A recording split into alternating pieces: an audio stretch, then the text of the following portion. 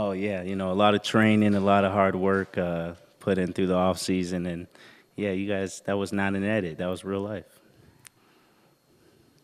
You were mentioning the other day, because you said you were over at Shepherd High School. Are you training a lot, or was that just because of Yeah. some of the stuff you do? Yeah, I mean, Ryan Clark was over there training, and that's where the location was. So I'm the type of guy that wherever we're going, I'm ready to work. So it was at Chaparral. Luckily, that's kind of close to my house, so it's nice and easy for me. And did some good DB work over there for sure. Oh man, I've done a couple things before in the past, but it was a pretty cool experience and definitely a fun situation to go through. DBs, having those consistency on the defense from last year, you're like one of the leaders on defense. How are you focusing on setting the tone for the defense throughout training camp? Yeah, I mean, we talk about it. We have a great DB chat, great young guys that want to put in the work, and guys that want to be successful. So it starts with that. And for me, as one of the leaders of the group, to always hold, of course, myself accountable, but everyone else accountable as well. Whether that's understanding the playbook, making sure guys are working out, things like that. And, all the DBs kept in touch, even though, some guys went home, some, I was everywhere as well. The best thing for us was to stay in touch. And, now we're here for day one. It was definitely special to, go through our conditioning tests and have a good time, listen to some music, and, just get back into it.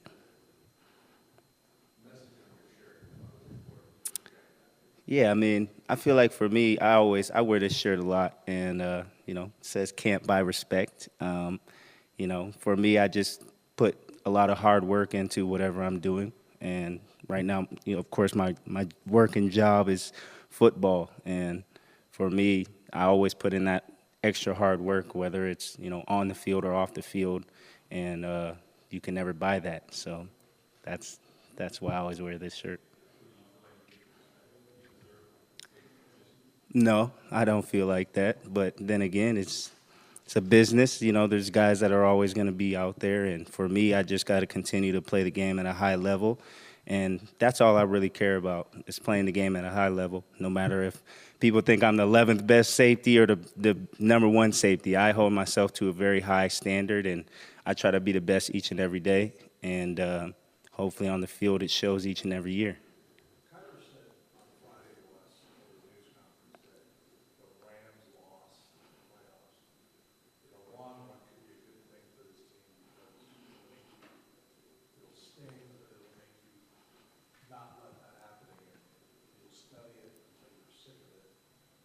Do you buy any of that? Is there any truth in there somewhere? Yeah, I definitely understand what he said with that. Of course, it's a lot of guys' first time in the playoffs. A lot of guys on this team who've been here first time in the playoffs, and to end it out like that was definitely, a situation for us that, of course, we thought we were a better team than what we showed and what we displayed. And for us, of course, we're going to always look at that game, and those guys are in our division. We're going to play them twice a year. They don't really change what they do. We don't really change what we do. So it's a matter of who's going to put that extra work in each and every day. So, of course, I would definitely believe what he said, and I've watched the game about 6, 7, 8 times probably. And, of course, as you guys know, I got hurt that game, so I wanted to see, of course, what I did wrong in order to not do that again. What else did you see watching that back with it? Say that one more time. What else did you see watching that game back? Oh, I just saw, a lot of lackadaisical things. Kind of just felt like guys, we were ready for the situation. The pregame was very good. Everything was good. And then when we got out there, it was kind of just flat. And those guys, it was just a better day for that team. And, it showed. When we talk about stuff like this, obviously you've watched it a number of times and everything, but does it translate now? I mean, when you're 1 or 2 weeks into camp, are Yeah. you even giving any thought to what happened? Yeah. Or how does that work?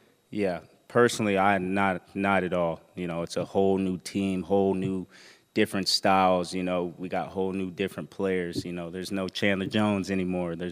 there's so many different things that in this football game that is different. It's 0-0 record now. We're all back to square one. So there's going to be total different situations in those games coming up that are going to be totally different than last year. So for me, it's a scratch everything. It's 0-0. Nobody knows who we are. We don't know who anybody else are, and it's just going to come out to test who worked hard in this off season, of course, who worked hard in this training camp, and then once the season starts, everyone's going to know where we are.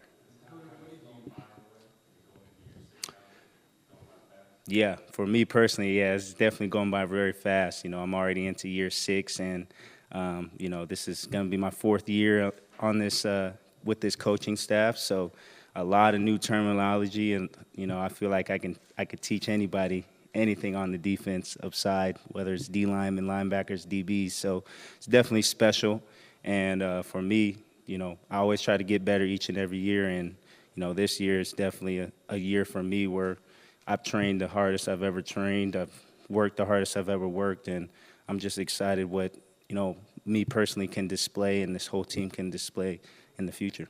What have you seen from the development of Marco Wilson going into his second year? I've seen great things coming out of him, and I'm very excited for him. Like you said, this is his 2nd year in the league, and, I'm just very excited for him. You can see him in the conditioning test. He's explosive and all those type of stuff. And we're going to have meetings here. Guys are going to understand the playbook and understand, things that they were learning for the first time last year. And now it's kind of that same terminology, same, kind of voices talking. And it's definitely going to be a special year for him. I definitely think he could end up being one of the Pro Bowl corners. We've always heard training camp is a grind for the players from day 1 to the last day. What's your favorite part of camp, and maybe your least favorite part? Yeah. My favorite part is just taking it day by day, honestly. Day 1, which, today I feel like is one of my favorite days. It's getting all the guys back together. Everyone was, like I said, they were training with their own people and, all away from each other. And now, we're compact, we're here together, and we're going to grind together. And that's my favorite thing is going through this grind and getting excited for this season. And the least favorite, you really want to know? My least favorite probably is, I don't really like preseason games. I just want to get into it. I want to get into the regular season, So definitely probably the preseason, but, got to go through it. Their goal is always the same. However, walking into the stadium now in training camp, does it feel any different knowing that this is where the Super Bowl is being played? Not at all, honestly. Personally, it's like Super Bowl is next year, So for us, it's like it's back to normal. We're back to camp. We've been doing this I've been doing this going on year 6. It's the same thing, the same stadium we're going into, same locker room, same coaches now, and it's definitely something special too. We got a whole new team now, so that's a big special thing for me. Seeing all these draft picks, seeing these free agent guys get on the team and are willing to work and all these type of things. So I'm definitely excited for all those guys and of course the whole team for sure.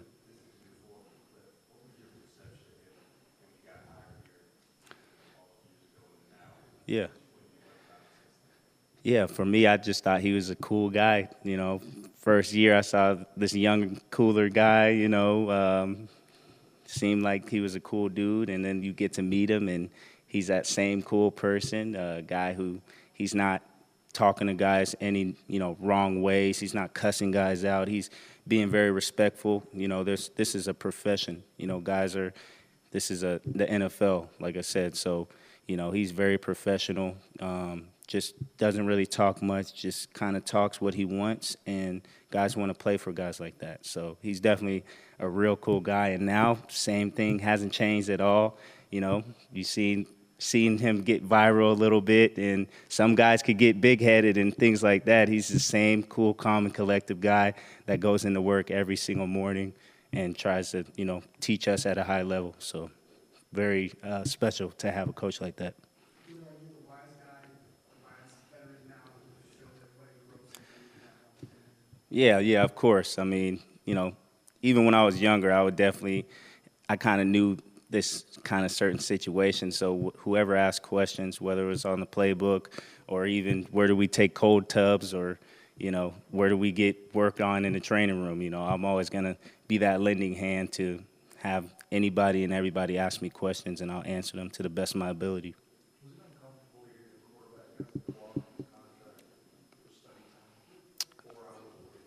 Was that uncomfortable for you guys to hear? No, I mean, for me, I know that K1 is a hard worker, and I know that he works very hard. And guys, guys are all different. Some guys like to stay at the facility and watch film, and watch film on the not team issued iPads. They watch film in their big rooms. You know what I'm saying? And some guys like to watch film at home and to be by themselves and stuff like that. So everybody's different, and I'm definitely excited for K1. He's going into another year.